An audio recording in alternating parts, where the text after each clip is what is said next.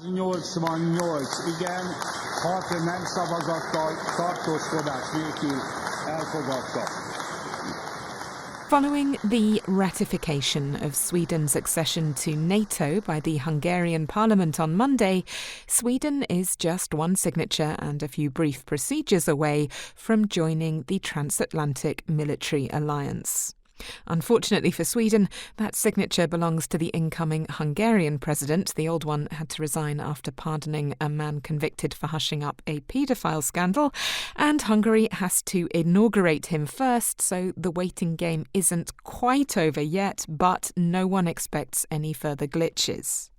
In the meantime, Sweden is having to come to terms with what it means both politically and psychologically to have reversed a centuries-long tradition of military non-alignment.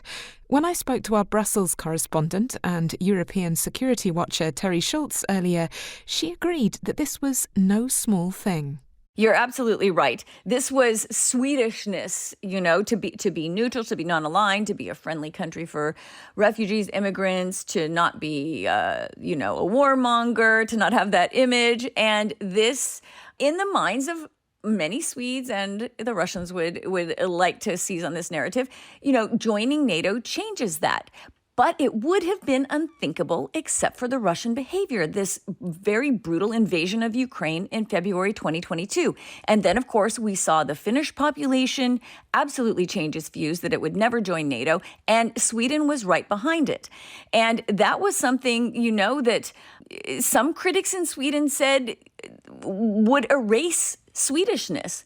But I had a very interesting conversation about this point with a defense expert, Oscar Jonsson at the Swedish Defense University, and he had a very different perspective on that question. It was a bigger civilizational shift to join the EU, which has, supranational authority and can create its own laws, which affects, the Swedish way of life in a much more tangible way. But that is a non-debate today. Like, that is not to a significant degree change the debate of Swedishness. I mean, the example is always given to Norway. I mean, Norway is still kind of one of the main peace negotiators. They're still a leading voice for non-proliferation, for peace and for justice and everything Sweden believes itself to be.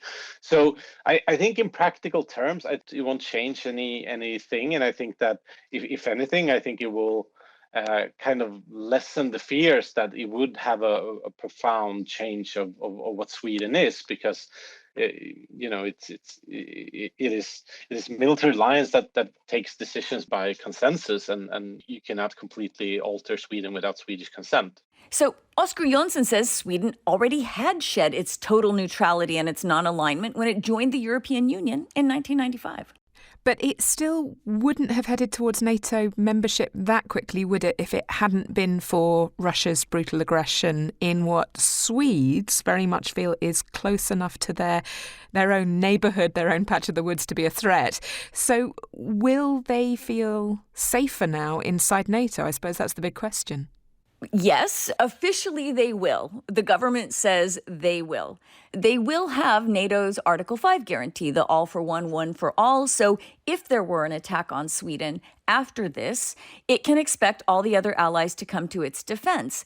And, Sweden had been very nervous over this last year because they deposited their bid to become a NATO member in May 2022, shortly after the Russian invasion. And then Finland got in within a year. So that left Sweden as this undefended territory that, yes, NATO would go to defend Finland. Yes, NATO would go to defend Norway on either side. But what would happen if Sweden was attacked? And they feared that Russia very much saw this as, a potential opportunity. And I can remember speaking with the man who was in charge of parliamentary affairs on NATO, Paul Jonsson. He's now the defense minister and will be standing there when this flag goes up very proudly. But he used to tell me, as Swedes, we can hope, we can assume, we can wish that we get support from NATO, but we can't know until we join. So that's going to be a very important day for those Swedes who, really felt that they were especially vulnerable after they said they were going to join NATO, but didn't get in. But What's interesting, Kate, is it's not just the Swedes who are relieved. Jim Townsend is now an analyst with the Center for a New American Security, but for more than 2 decades, and as I knew him in his previous life, he worked in the Pentagon, mostly on Europe and NATO policy, and specifically on the Nordic countries since the early 90s. And he says bringing Sweden under the NATO umbrella, along with Finland, is such a huge boon for the alliance. Here's Jim. It's critical for NATO, and I say that because, as we were planning and thinking about the Baltic Nordic area and fighting the Russians, having those 2 countries not aligned. If you were a planner at Stuttgart, a U.S. planner, you never really knew what would happen in terms of them giving us permission to use their airspace, or they're going to sit it out, or maybe not. Maybe they'll be really helpful. Their Navy might get involved, or their Air Force, but you never knew. So Jim Townsend said after working with the Nordic countries his whole career, most of those years believing they would never join NATO, this was like Christmas for a defense planner like him. And with a potential Trump presidency on the horizon, again, this, in those terms, I suppose, really is a year where Christmas really can't come early enough. And they hope that Christmas will still be held after, in years to come. That's true. And that something that also reassures Sweden now, because you can't count on the United States is the worry, but at least you'll have all the other NATO allies there. One more reaction that we should check, Terry. Moscow. What has been said or done by Russian President Vladimir Putin following the move towards accession? Well, he threatened them not to join. He said, don't do this, or I will react in some way against you. But in fact, after they applied, and as that path has gone on, you haven't seen much more than the usual bullying that Russia does against these countries and others all the time. Cyber attacks, disinformation campaigns, trying to get ethnic Russians in those countries to rise up against the governments. But, really nothing out of the usual for these countries. But I wanted to know what we could expect, after the flag goes up, maybe after Russia is feeling more re-empowered. So I asked Robert Pichel. He was NATO's last diplomat posted in Russia back when relations were better. Now he's with the Warsaw-based Center for Eastern Studies. And here's what he said. We can expect more hybrid type operations and provocations and, generally speaking, testing of NATO's resolve. But the truth is Russia is occupied with the war in Ukraine, and it's simply not capable of, for example, beefing up its presence neither in the Baltic or particularly when it comes to other forms of substantial military activity. It is a big failure for Russia. And it's a big success for NATO. Having all the Nordic countries forming this northern wall stretching from Denmark over to the Russian border down through the Baltics and Poland is some of the most competent countries in Europe. A popular saying now is that the Baltic Sea has become a NATO lake. So when that Swedish flag goes up at NATO headquarters, I'm just imagining President Putin sitting in his office gnashing his teeth. And we'll just have to see if he can do anything else. Terry, thank you very much for joining me and sharing that encyclopedic security knowledge that everybody, by the way, can tap into by following you on Twitter and Mastodon. So nice, Kate. I love it. Thank you very much. I'll be tweeting the heck out of this Swedish flag-raising ceremony, guaranteed. DW's Terry Schultz there. Scandinavian security concerns are not peculiar to Sweden. Next-door neighbour Norway is also hotly debating how best to deal with Russia, with which it shares an almost 200-kilometre-long land border and 945 nautical miles of maritime boundary. Of particular concern are the 3 ports in northern Norway where Russian fishing boats are still allowed to land their catch. What kind of a security risk might these fishing vessels pose, and are they really all that they seem to be? From Tromsø in Norway's Arctic north, Lars Bavanger reports. If you wander along the seafront here in Tromsø, chances are you will spot several Russian fishing vessels. This has long been an important port for boats fishing cod in the Barents Sea, which lies in both Russian and Norwegian territorial waters. The 2 countries have cooperated on managing fish stocks there since the 1970s through a joint fisheries agreement. Basically, it's Norwegian and Russian delegates who meet yearly to discuss and agree on a total allowable catch for cod, haddock and capelin. Ingrid Pettersen works at the Norwegian Institute of Food Research in Tromsø. For Norway, at least, the cod fishery is the most important wild catch species in terms of value.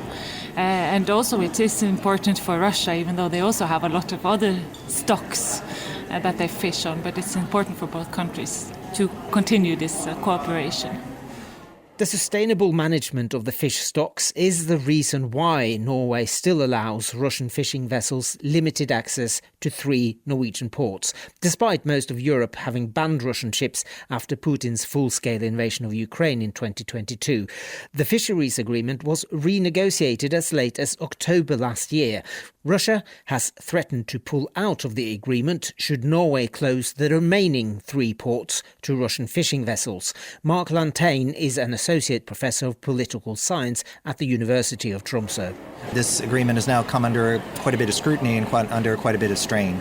Certainly this is controversial. Certainly there is the concern about, okay, what are these ships actually doing? Is there, again, the possibility of dual use capability? You know, there have been cases where, for example, a fishing boat here in Tromsø unveiled a large Russian flag, obviously trying to make a political statement.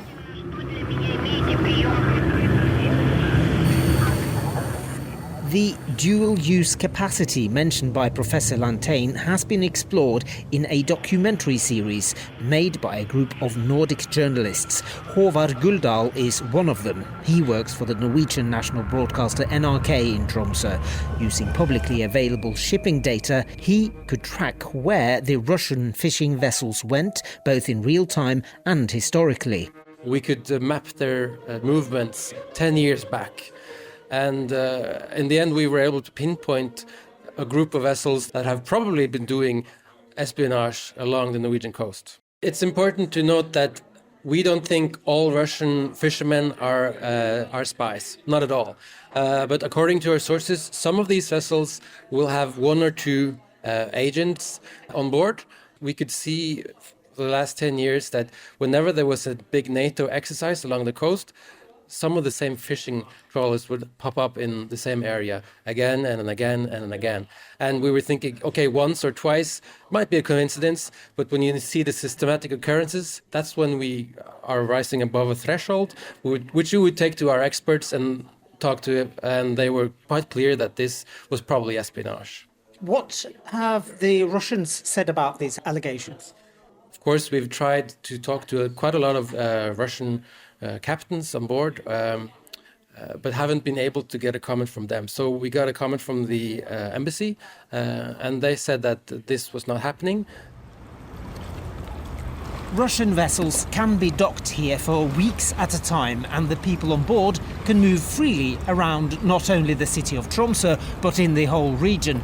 This is an area with several Norwegian military installations and at times high levels of NATO activity. Some politicians argue Tromsø and the 2 other remaining open ports must be closed for this reason, and as a further sanction against Russia's war in Ukraine. Journalist Håvard Guldal again. Yes, it's a really thorny issue for the Norwegian government, this. The rest of Europe have closed off their ports, while the Norwegian position officially is that we need to have some sort of interaction because we share big fishing stock with Russia that we want to have a good cooperation around. The Kremlin's official maritime doctrine, which addresses Russian interests and objectives at sea, openly says that the state might use civilian vessels as part of their naval fleet. The question for Norway now is whether to continue to allow access to Russian fishing boats here in the north, or putting the fisheries agreement and fish stocks at risk and stopping potential spy activity. Lars Bevanger, DW, Tromsø.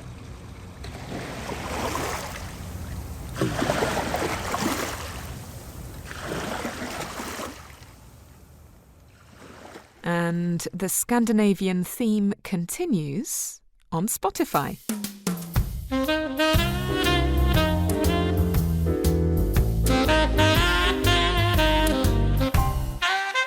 We've been talking a lot about Scandinavian NATO membership on the programme recently, but what about the EU? Which of these countries are members of the bloc?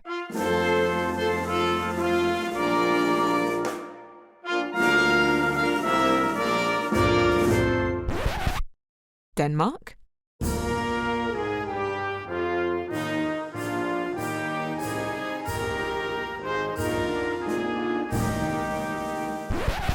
Norway,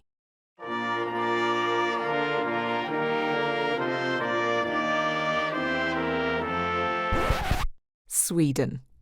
If you think you know, head on over to Spotify to take part in the poll.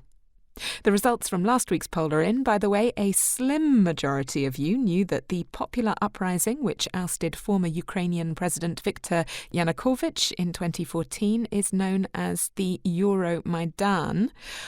All those of you who guessed Orange Revolution, however, can take comfort in the knowledge that that was indeed the name of a popular Ukrainian uprising, only that one took place 10 years earlier in 2004.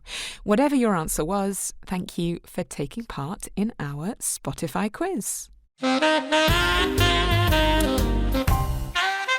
Inside Europe is, of course, also available on all the other usual podcast platforms, and that includes YouTube via the DW Podcasts channel.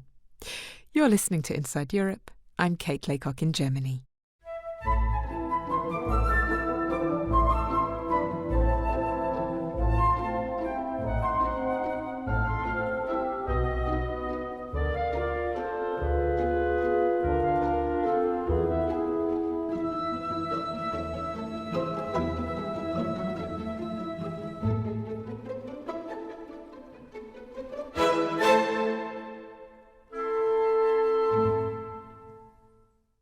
Now to our final story this half hour, which comes to us from the Czech Republic, or Czechia.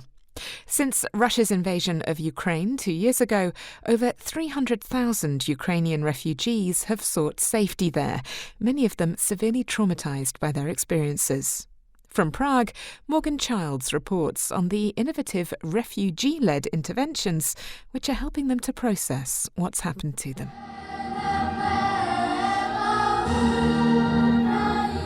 It was a stunning display of solidarity.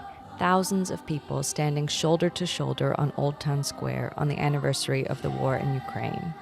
And that solidarity is nothing new. From the first day of the full-scale invasion, the Czech Republic has given Ukraine its enthusiastic support, granting asylum to more refugees per capita than any other country in Europe. But as time has passed, that support has waned, and the continued stress of the past 2 years has taken a toll on many refugees' mental health. How to survive, how to earn money, what am I need to pay, for example, insurance payment, or where can I find the doctor? And I think it's hard, because if I have only one big problem, it's only one. And when I have quite a lot of different problems, I don't know what to do. Tetiana Zubrycka is a clinical psychologist from Kiev who arrived in Prague just after the war started.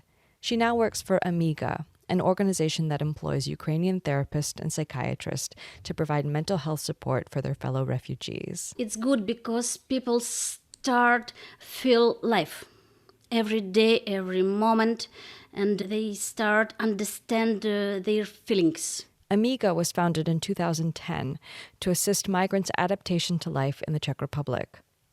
When the Ukraine war began, the organization opened a center in Prague to help people struggling with emotional stress. Amiga co-founder Elena Tulupova explains. Very soon people started coming, and many of them were actually psychologists who arrived from Ukraine.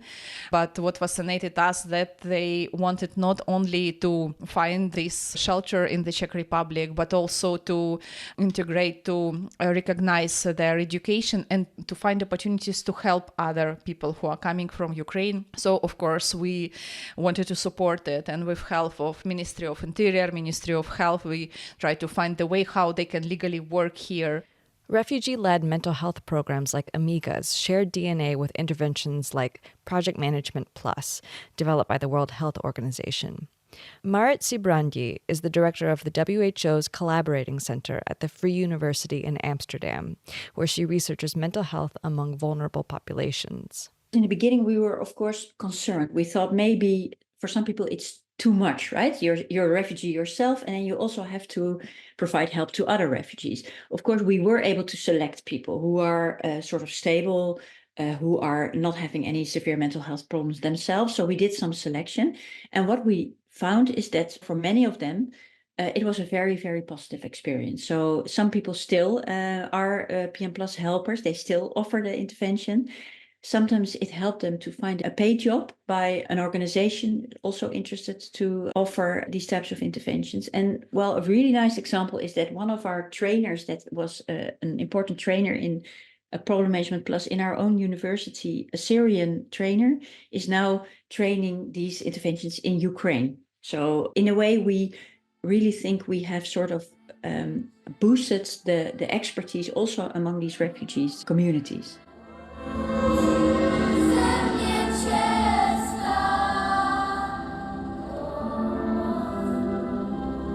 In the Czech Republic today, many Ukrainian refugees still struggle with finding affordable housing, employment, and language training.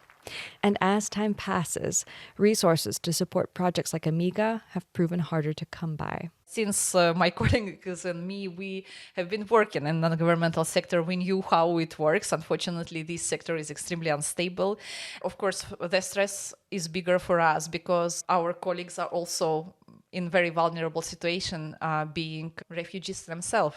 And of course, we explained them from the very beginning that this funding can finish any moment. So that's why we also try to provide other opportunities to register as, for example, individual entrepreneur, as a psychotherapist who can have a contract with public health insurance funds.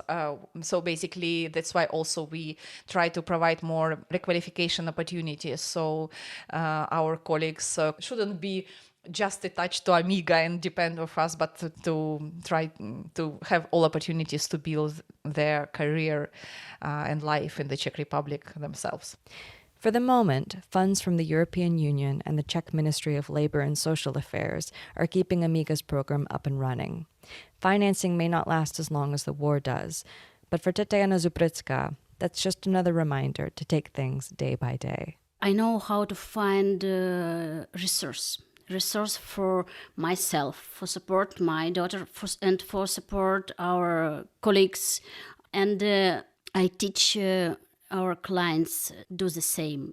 How to find resources, where, what for. It's for continuing their life. From now and till tomorrow, till next week, till next month. Morgan Childs, DW, Prague. Just a reminder here that our address for feedback and story ideas is insideeurope@dw.com. You can, of course, also leave us comments, likes and ratings via the various platforms. We do look at them, and they're all greatly appreciated since they help other listeners to find us. This is Inside Europe. I'm Kate Laycock in Germany.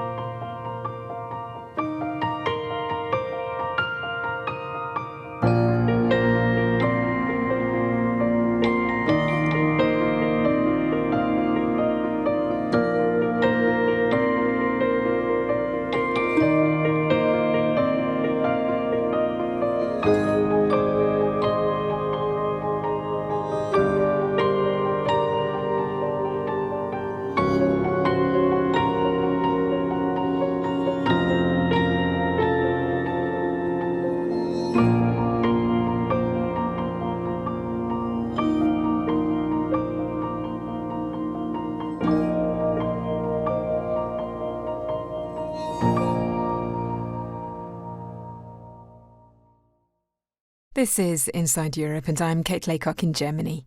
In the next half hour, closing in, is Germany's domestic intelligence agency moving to classify the AfD party as an extremist organisation?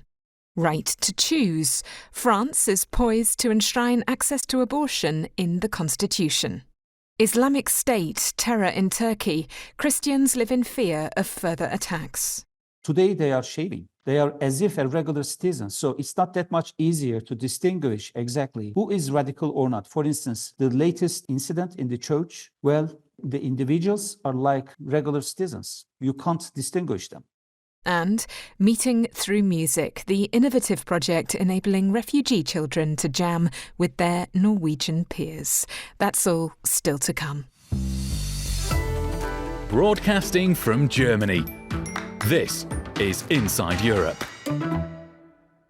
This week, Germany's Süddeutsche Zeitung reported that the Federal Office for the Protection of the Constitution is poised to reclassify the whole of the AfD, Alternative for Germany party, as confirmed extremist, a change in designation which would enable a significant scaling up of surveillance. To talk over what this means in practice and what the political implications of this move might be, I spoke to DW's political correspondent Thomas Sparrow on the line from our Berlin studio. We're talking here about the domestic intelligence agency in Germany. And as the name says, you mentioned the official name, Federal Office for the Protection of the Constitution.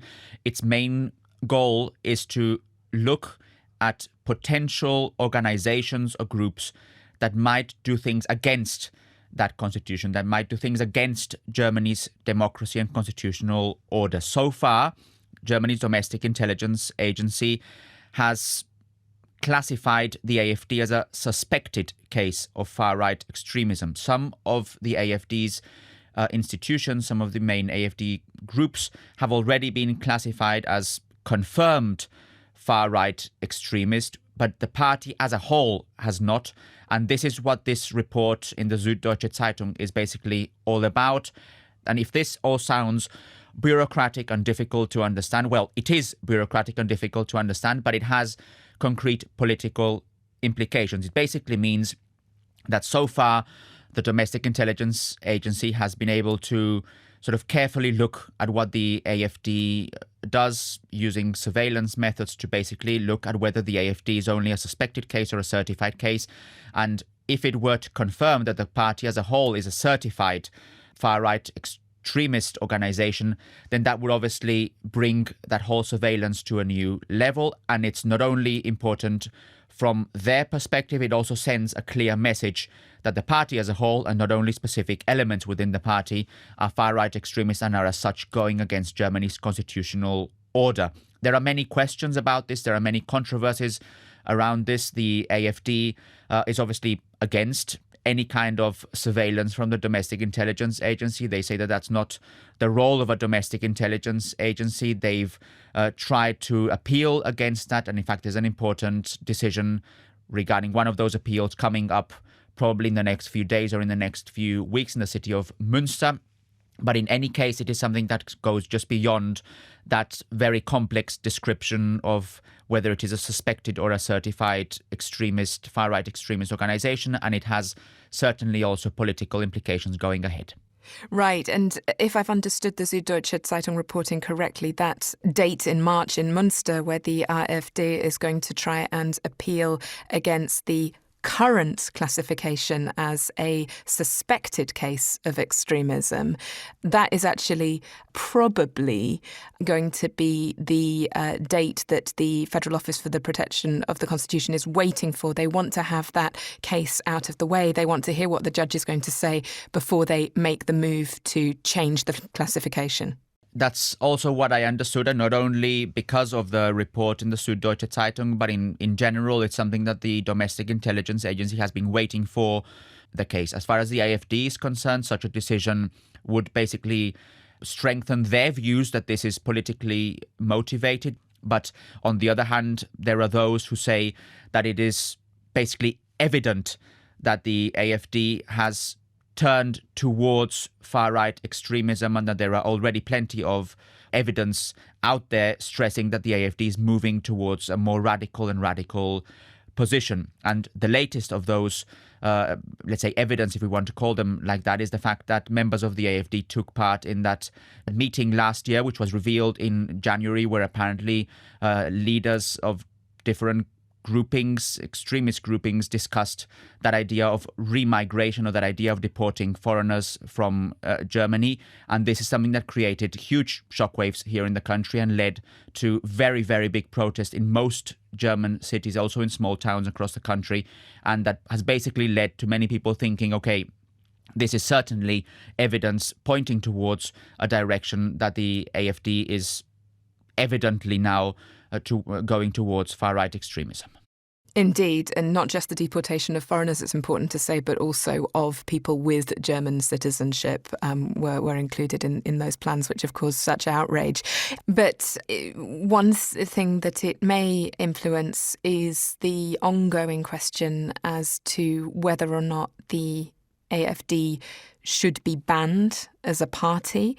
If you had a situation where the Federal Office for the Protection of the Constitution had said, yes, this is an extremist party which is working against the democratic order, then presumably that case and the pressure on politicians to make that move becomes a lot stronger. I agree with that. It would become a lot stronger. But I think the debate is also such a big one and has such different elements that it is unclear whether a move towards banning the AfD would be successful. There are those who say that such a party, especially because it has political representation here in the Bundestag in Berlin and also political representation in most regional parliaments, that the way forward is not by banning it, because you would still not be able to ban the ideas behind that or the ideas that are supported by voters, but that the way forward is actually fighting or tackling the party politically. That is why the debate here is not only about, okay, should the AfD be banned or not, but also how to deal with the AfD beyond that possible banning. Irrespective of that, I do think that if the Domestic Intelligence Agency confirms the AfD as a far-right extremist party, not just the branches or the organizations within the AfD, but the whole party as a whole, that this would increase pressure on the German, let's say, establishment to basically tackle the political ideas of the AfD in a much stronger way. If you have a party like the AfD with around 20% in the polls, if you have a party like the AfD that in the eastern part of the country could actually become the strongest force, if you have a party that despite becoming more and more radical, despite having members that took part in that deportation meeting still continues to have the support of many Germans, then that is something that should certainly be a matter for other parties to reflect on. What have they not done right that have led the AfD and AfD members to actually have that support in the polls? I was talking to DW's political correspondent Thomas Sparrow there. Now, tackling the ideas of politicians bent on changing the democratic rights of citizens is one thing, but what can be done to ensure that, should they gain power, those rights remain protected? Well, in France, President Macron has decided that, at least in respect to one issue, the Constitution provides a possible answer. Next week, the French Congress is due to vote on whether to enshrine the right to abortion in the French Constitution. The resolution has already passed in the National Assembly, the lower house of the French Parliament, and in the Senate. Should Congress approve it, France will become the first country in the world to enshrine a woman's right to abortion in its constitution. This report from Giada Santana and Claudia Coliva. I'm hopeful, fingers crossed. I think the law will pass. I think it's the best I'm going to see. Daniela Soon is a gynecologist. Abortion has been legal in France since 1975, but as the manager of an abortion clinic and a feminist activist, Danielle says she's faced challenges throughout her 40-year career. During the 90s, there were anti-abortion protests in front of clinics, and these were extremely upsetting for the women and everyone else. I remember 6 rallies that took place outside clinics where I worked, and I also received hostile mail. But nowadays there's public acceptance that women can choose for themselves. Opinion polls reveal broad support for the Macron government's pledge to constitutionalize abortion rights. The proposal was spearheaded by Mélanie Vogel, a senator with the Green Party. Basically, this idea to introduce the right to abortion in the French constitution has been a demand of feminists for a while. But people seeing how abortion rights is shrinking close to France, in Italy, in Hungary, in Poland, but of course also after what happened in the US, which worked really, I think, in France as a wake-up call, like, okay, that can really happen just overnight. You wake up and this right that you think is there and will always stay actually can disappear just like this overnight. So I think the political and societal situation changed in France, and I think we are getting close to a historical victory. Vogel accepts that the right to abortion in France is not at risk at the moment, but she points out that women's rights are never guaranteed, which is why it's important to protect them.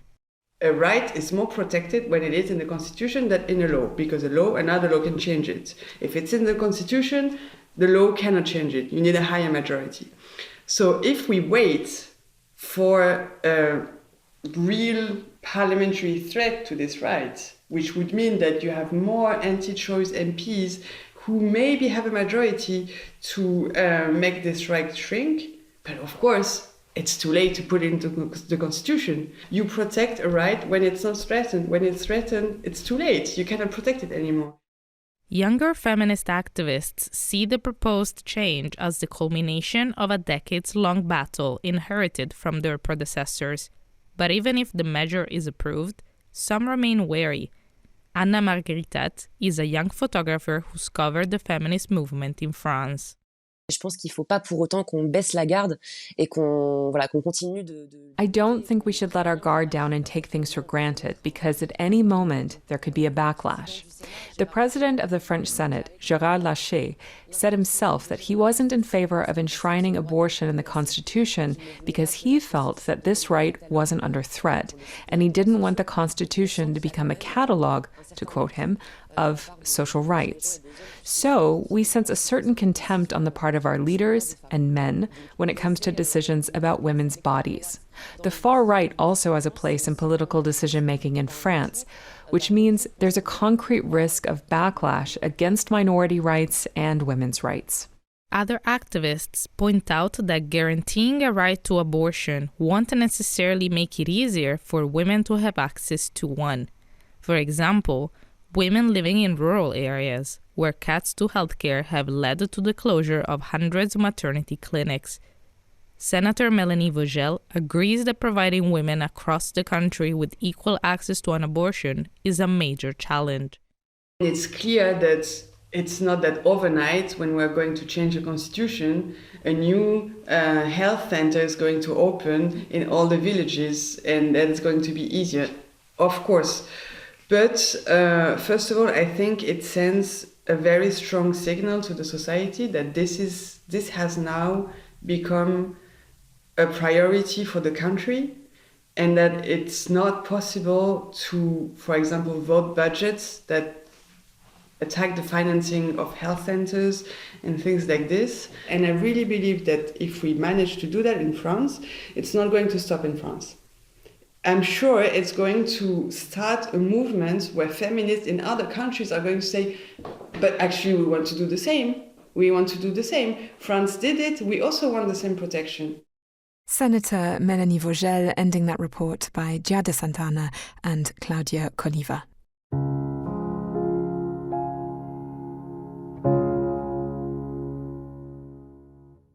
To Turkey now, where security forces have detained hundreds of people in the aftermath of an attack on an Istanbul church last month, which was claimed by the terror organisation Islamic State. With the group threatening further attacks against Jews and Christians, Istanbul's small Christian community is now living in fear of what may be to come. Dorian Jones reports from Istanbul. Heavily armed police are now protecting churches across Istanbul day and night. It follows January's deadly attack on a Catholic church by two armed men, which killed one person. A death toll that would have been considerably higher if the perpetrators' automatic weapons had not jammed. Islamic State claimed responsibility in a statement, warning it was targeting Jews and Christians in Turkey.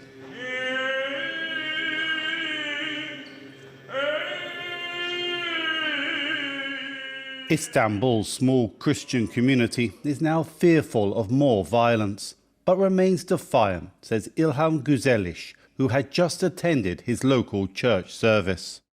You don't have to be a member of the congregation to be frightened. It's something that would terrify anyone. We're scared. But believe me, we've never hesitated to come to our church, to worship here and to pray to God. Turkish security forces have launched a crackdown against Islamic State.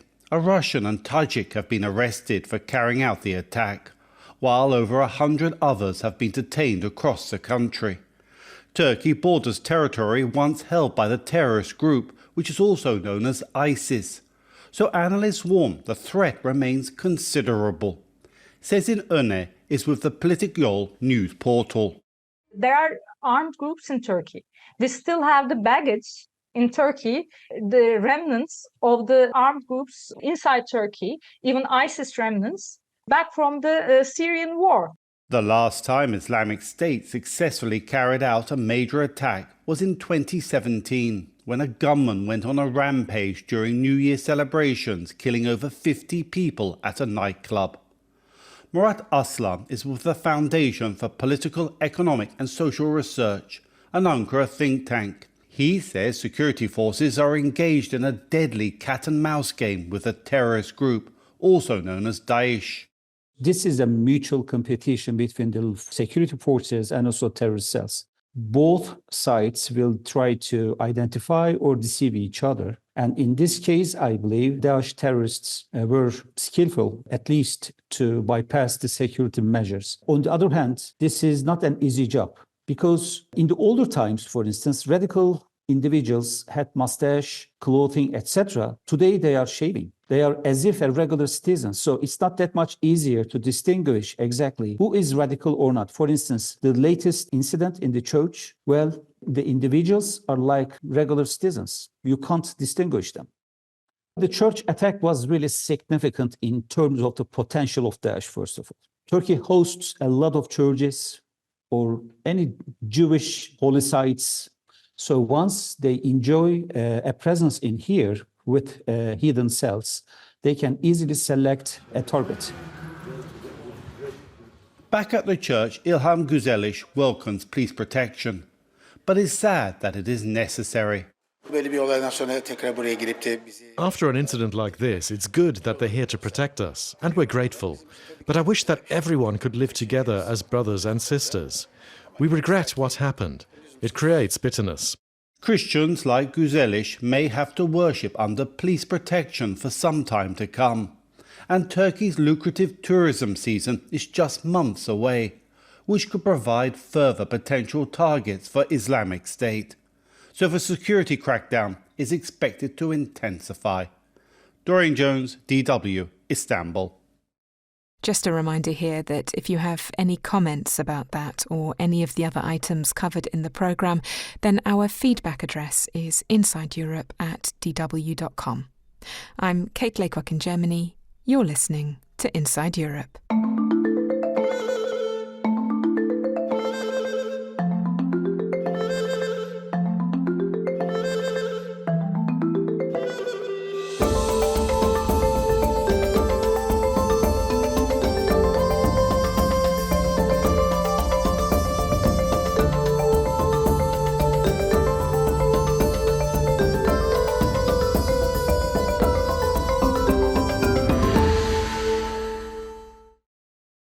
High time for some cultural catharsis, I'd say, and luckily for us, we've got just the ticket. So take your seats, please, ladies and gentlemen, as we celebrate the 20th anniversary of Fargespill, a Norwegian musical project bringing refugee children together in harmony, musical and otherwise, with their Norwegian peers. Begun in the city of Bergen, the project has been so successful that it's being replicated across the country in a spectacular fusion of culture, music and some seriously good vibes. Louise Gorman went along to meet some of the players on and off the stage. Bergen-born musician Ola Homre revels in mixing traditions. The 64-year-old drummer gives an impromptu rendition of his city's beloved anthem, nystemten. Sitter, sitter, jeg tok min nystemte, sitter, min nystemte, sitter. And that was only the words, but the melody is from Macedonia. This faster, more rhythmical version among the first songs Fargespill performed. Bergen has also been a gateway to the world. So it's been people coming here from all over the world for, centuries. So it's a certain openness to new ideas. 20 years ago this year, Homra and his wife Sissel founded Fargespill, a musical project that brings together young refugees and Norwegian kids on stage. The percussionist says they never imagined it becoming what it is today. We just wanted to make music and dance and performances. And suddenly, people in some way moved by what was happening. And then everything just developed by itself. We're inside Fargespill House, a villa they rent with its own interwoven history. I think this building is like 400 years old. The thing is that this anthem was performed for the very first time in this house. Serendipity aside, this is where 100 youngsters, aged 7 to 25, meet each week. This is the rehearsal space. So we rehearse in groups all year, and then we come close to the performance. We get them all together in a much, much bigger room. And it's that time of year, production week. Forget after-school rehearsals. It's time to start bumping into Grieg Hall, Bergen's preeminent performing arts venue.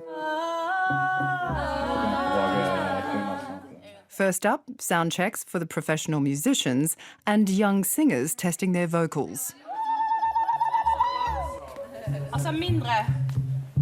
Okay, men altså mer. Se på oss så gjør. Ja, men foran ene foten din, sant? 14-year-old Sarah is half Palestinian and proud to be singing two of her favourite songs. The one is Dame Falastini, who is a traditional song from Palestine, and it's The Moon Glowed by Rimbana, who is not like that traditional, and I listened to it when I was a kid, so I wanted to mix them and then make this song.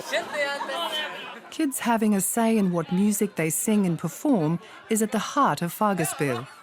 Kahadu is Bergensian Norwegian for what do you have? It's not only the method behind this artistic concept, but the title of this year's Jubilee performances. It's like a circle of trust, or for sure, when you're done, we're gonna be crazy. They're stomping their feet and clapping their hands. So we've used a lot of time to make that space in the rehearsal, so everybody know if they put their hands up and say, I would like to show, it's safe. That's Helena Esseber, one half of the artistic direction. Born in Bergen, she left Copenhagen to take up what she calls her dream job. It's a place that combines the music and the people. So it's a lot of the songs that we do, they are quite advanced for me, and the rhythmic I need to concentrate very much to learn it, but it's also the kids and youngsters that participate in Fargespill. They are amazing. They learn me something every day. Making these kids, most of whom are refugees or born to refugee parents, feel safe is paramount. Richard was 15 when he was forced to flee his home in the Democratic Republic of Congo due to threats of violence. He spent 5 years in Uganda before being granted UN protection. I'm very grateful to Norway, and also it's very peaceful and very safe. Yeah. Norway has a long history of resettling refugees and offering integration support. Fargespill relies on government grants as well as private donations to operate. Per Mugland is CEO of the foundation that oversees the project nationally and says their priorities lie with the kids and the artistic process itself. We make it clear that we're not here to help them. We're here to make them shine, or they have to share with us. But of course, if they come to us and ask for help, we help them. But that doesn't happen that often. Oslo and Bodø also have their own ensembles with licenses to use the concept in over 20 towns across Norway. Freydis Mayberg is producing Bergen's ensemble and says watching the kids develop is immensely rewarding. A lot of them have been in Fargespill since they were children, and now they're grown-ups, and we get to follow that whole process, and everybody has their own process.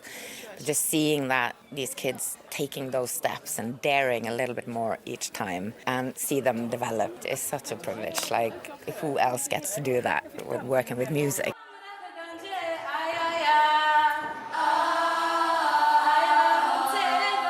The project has helped reconnect Aya to her Ugandan heritage. After nearly 10 years with the group, she's having her first solo. She was just 8 when she arrived in Bergen and remembers being mesmerised during a class trip to see Fargespill perform, especially a fellow Ugandan sing and dance in front of her. When she screamed, "Morangu," it basically means, "Where are you guys?" Like, "Where are you guys?" And I'm like, "I'm here." That's my mother tongue. There's jubilation in the air as the young performers gather for their first run-through together.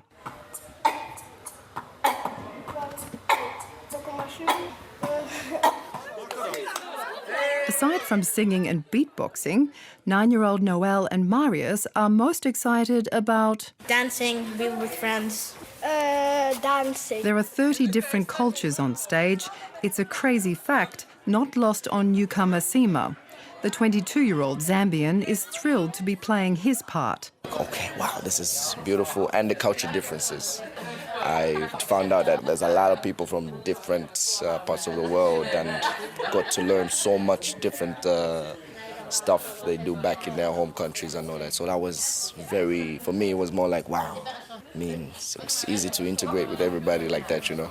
Like the performers and colleagues, founder Sissel Saul greets me with wide open arms. The singer and mother of 4 says hugging is what they do in this close-knit group, especially since COVID. Many of them is alone and they're sitting in their little apartment. So to come to the rehearsal with Fargespill is very important for them. That's their family. I meet Ella after the final dress rehearsal. She's singing Rosenfalls, a Norwegian folk song about a horse running a long stretch. The song has a deeper meaning with that feeling of longing or longing after something or someone. So that's what we were trying to show the audience. And it's nearly showtime, but not before a little group motivation. Hip-hop inspired from Tunisia, a Tamil love song, a romping gumboot dance out of South Africa, as well as this song about working the rice fields in Myanmar. There's a mix of everything. And in another first, the mother of 9-year-old Nahili is invited on stage to sing a traditional song from her birth country, Ethiopia. Dressed in traditional clothes from a tiny village in Nansibo, Danga says it's a beautiful song about friendships and saying goodbye. With standing ovations, the audience is clearly moved. I meet Nathaniel in the foyer afterwards. Been emotional several times. Just such a welcoming for the international environment here. And a lot of the children are from refugee families. In Greek Hall, Louise Gorman, DW. And on that note, we reached the end of the show. This programme was produced by Helen Seeney with help from me, Kate Laycock, and sound engineers Lars Schlimmer and Jana Stegemann. Inside Europe comes to you from DW in Bonn, Germany.